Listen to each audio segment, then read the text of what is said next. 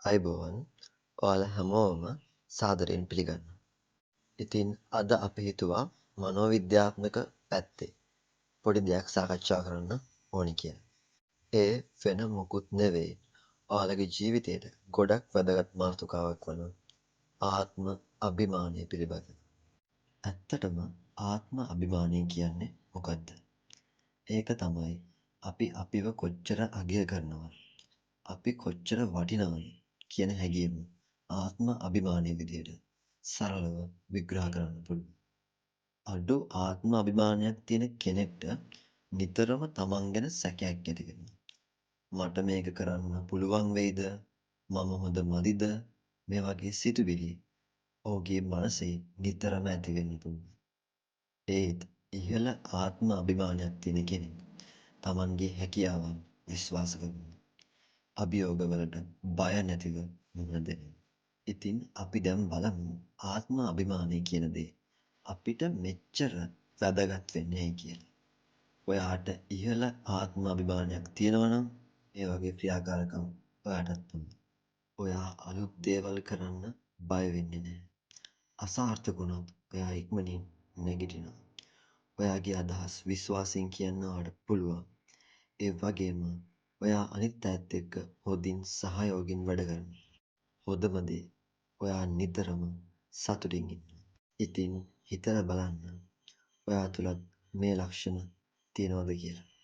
දැන් අපි බලමු ආත්ම අභිමානය වැඩි කරගන්නේ කොහොමද කියලා.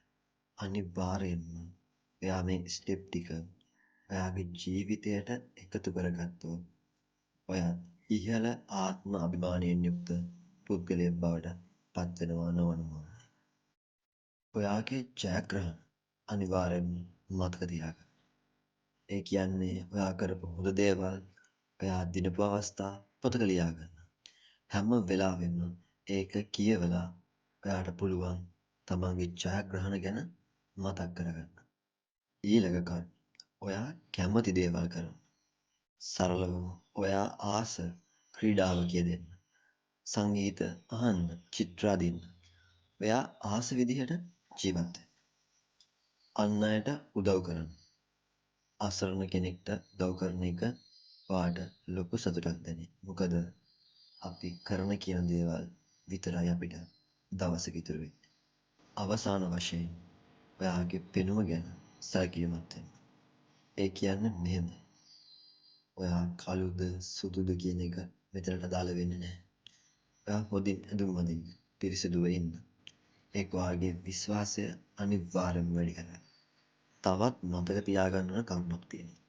ඒ තමයි ඔයා ආත්ම අභිමානය වැඩි කරගන්න අවශ්‍ය දේවල් කරද්දී මෙන්න මේ දේවල් වලින් වැළකීලා ඉන්න. මුලින්ම ඔයාව කවදාවත් අනිත් ඈත් එක්ක සංසන්දනය කරන්න යන්න එපා. මොකද මේකෙන් වෙන්නේ ඔයා තුළ ඔයා ගැනම ඍණාත්මක හැඟීමක් ඇති වෙන එකක්. ඔයාට නරක දේවල් කියන්න යන්න එපා. ඒ කියන්නේ ඔයා ගොඩක් වටින කෙනෙක්. ඒ නිසා ඔයාව කිසිසේත්ම අවතක්සේරු කරගන්න එපා.